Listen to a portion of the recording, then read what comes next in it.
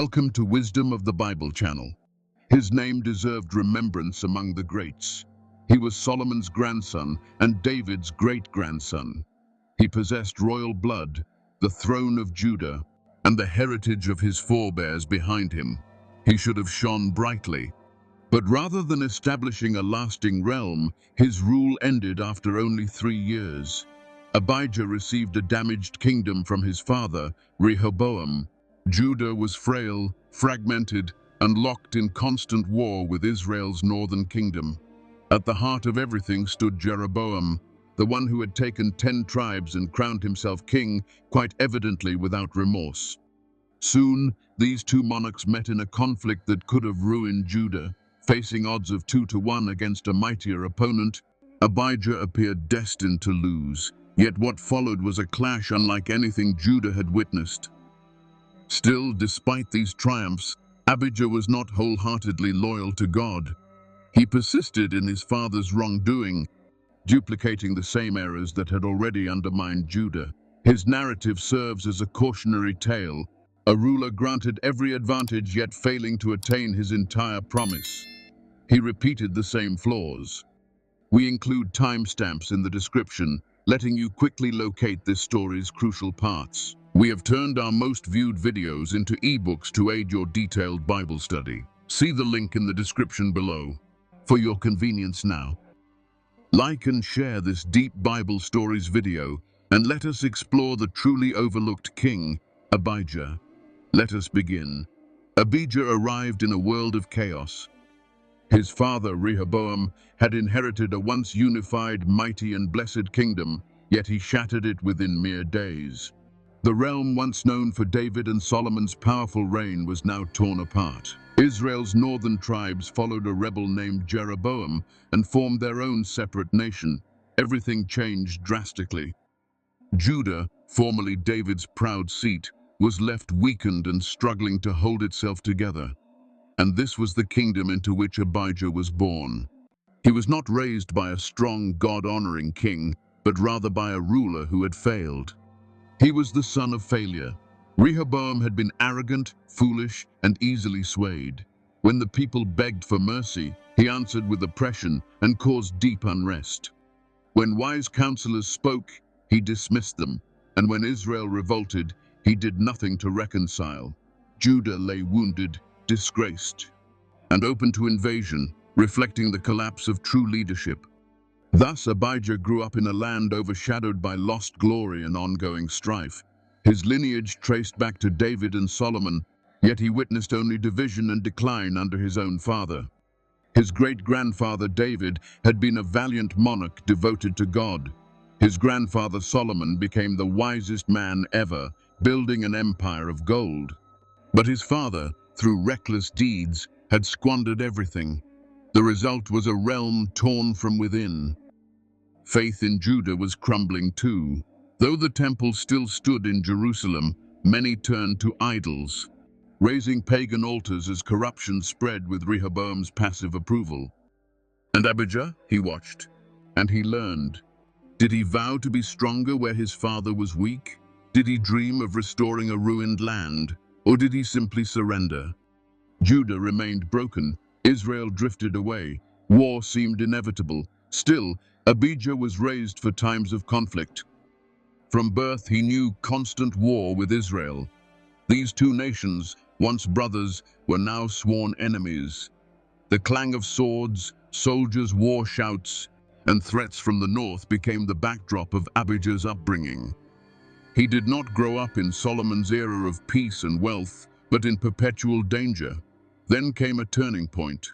One day, Rehoboam died, ending his troubled reign over a fractured Judah.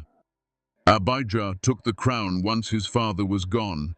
He had seen Rehoboam's failures. He had watched Jeroboam holding the stolen northern kingdom. Now it was his turn. Would he rectify what was lost, or repeat those pitfalls that had left Judah feeble and divided? The struggle for the throne began almost immediately. Judah was still staggered by Rehoboam's setbacks, and Jeroboam, ruling Israel, spotted a perfect opening. Events soon led both nations toward bloodshed. For years, Jeroboam governed the 10 tribes that had split away.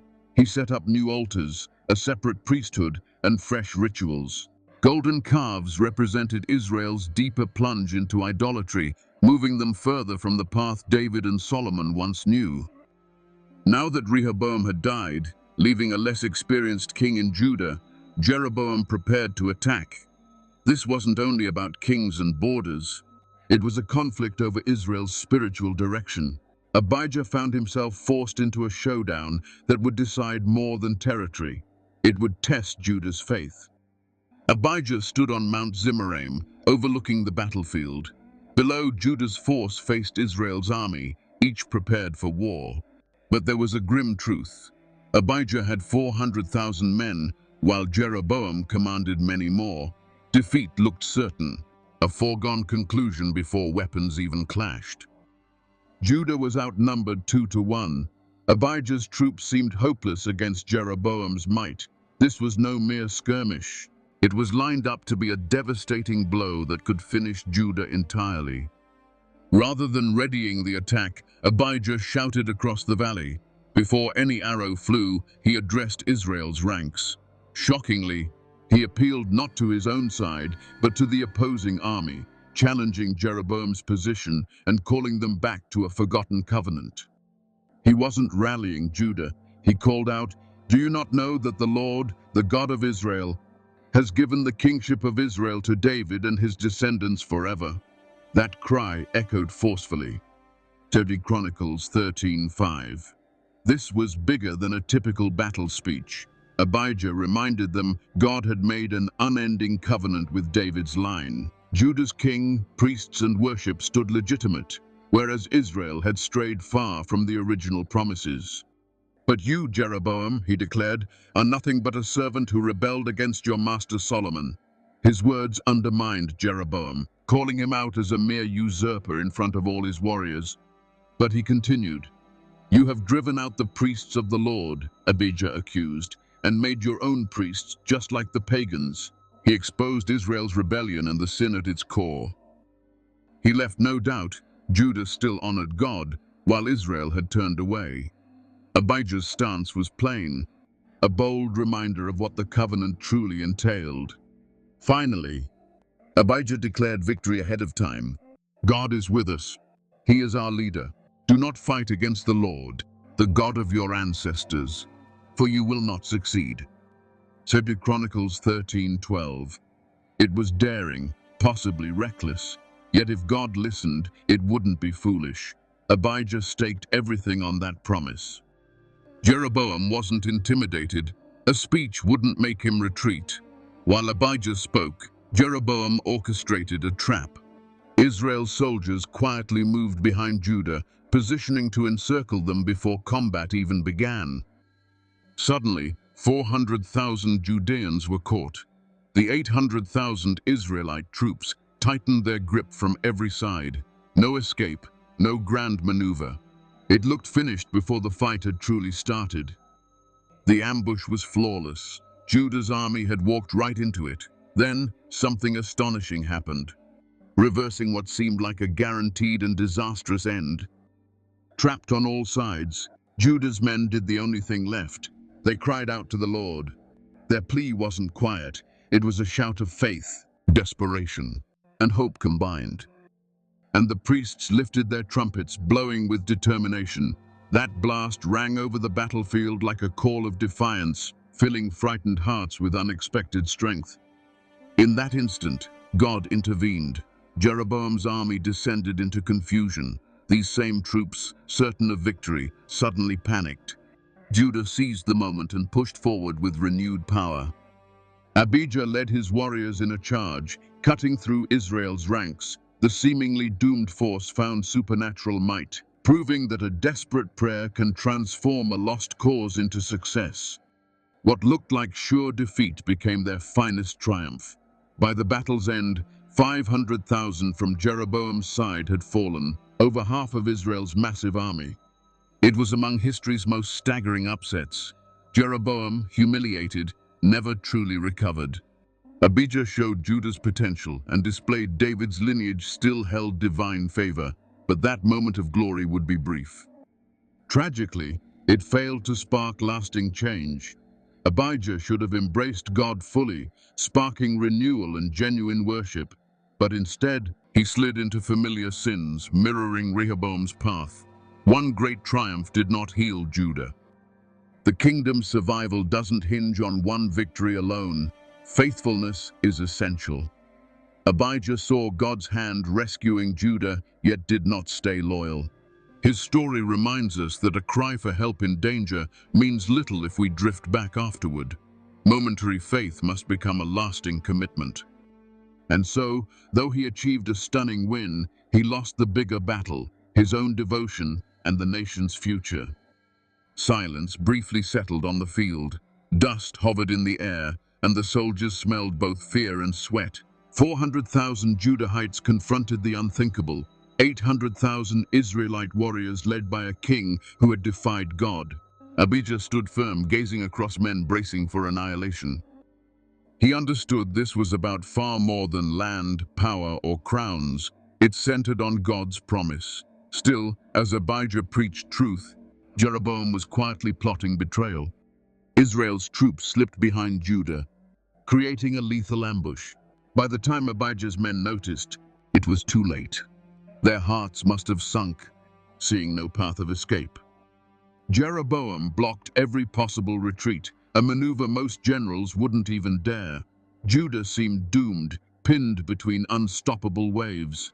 Terror likely weighed on them as they recalled Jeroboam's grim reputation.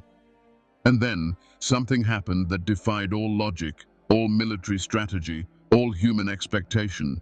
In that moment of desperation, Abijah and his men did not panic, they did not surrender. Instead, they did the unthinkable.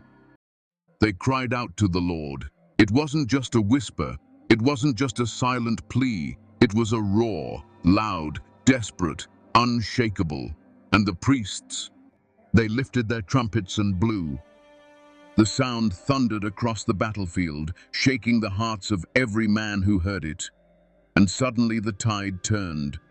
The warriors of Israel, who moments before had been certain of their victory, began to falter. Panic spread through their ranks like wildfire. Their movements became chaotic, their once organized formation shattered. And then Judah charged. A counterattack that should have been impossible, a desperate lunge against an enemy twice their size. But this wasn't just Judah's fight anymore. This was God's battle now. And when God fights for you, the numbers don't matter. The battle was fierce. The ground turned red with blood. But one side had supernatural strength. Jeroboam's men, who had come expecting an easy victory, were cut down one after another. And then the unthinkable happened. Jeroboam's army collapsed. 800,000 warriors had entered the battlefield, but by the time the dust settled, 500,000 of them lay dead. It was one of the most lopsided victories in history. Jeroboam, the man who had led Israel into rebellion, fled for his life, and Abijah, he stood victorious. If this battle had been written in any other history book, Abijah would have been praised as one of the greatest military minds of all time. But this wasn't his victory, this was God's victory. Judah's army was overmatched and surrounded. They should have been crushed, but a single plea changed everything. When people call on the Lord, He can deliver them against all odds. From that day forward, Jeroboam never regained his old power. His authority fractured. Abijah, for the moment, secured Judah's throne. The land saw relief, albeit a brief one. Yet tragedy soon emerged. Though Abijah had placed faith in God during crisis, he failed to remain faithful once it was over. He who had claimed Judah stood by the Lord did not truly guide them in obedience. Victory alone could not preserve his devotion. He won the war, yet lost his own soul's battle. Abijah's life is a caution. It's easy to trust God when cornered, but harder to stay true once relief arrives. The aftermath matters more than that single desperate prayer. Because his story took a stark turn. Yes, he won his biggest fight, but lost the deeper war within himself. The battlefield can shift, Yet loyalty to God must endure beyond emergencies. The dust had barely settled from Abijah's greatest victory, the miraculous triumph over Jeroboam and Israel. Judah had been outnumbered 2-1, but God had stepped in and turned the impossible into reality. The people cheered, the enemy retreated, and for a moment it seemed like Judah was on the brink of revival. But victories don't always mean transformation. Abijah had seen the hand of God at work, but he never fully surrendered to him. He had stood on the battlefield declaring that Judah was faithful to the Lord, that they were the rightful heirs of the promise. But what he said and how he lived were two very different things. His reign was not long, only 3 years. In the ancient world, kings did not have the luxury of resting after war. Every day was a battle, either against foreign enemies or internal corruption. The war against Israel had weakened Jeroboam, but it had not destroyed him. The northern kingdom still existed, and tensions were far from over. But instead of focusing on strengthening Judah spiritually, Abijah became obsessed with strengthening his own power. The Bible tells us that he expanded his kingdom, capturing cities from Israel, 2 Chronicles 13:19. He built alliances, fortified strongholds, and increased Judah's military presence. But what he didn't do was lead his people back to God.